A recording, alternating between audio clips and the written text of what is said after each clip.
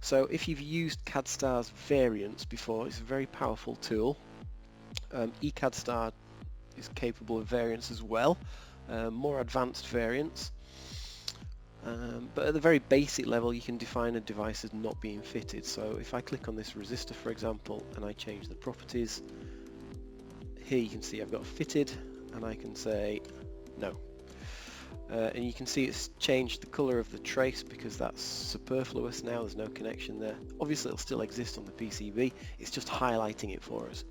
You don't have to have it dashed and coloured or red, that's entirely up to you. That's completely configurable.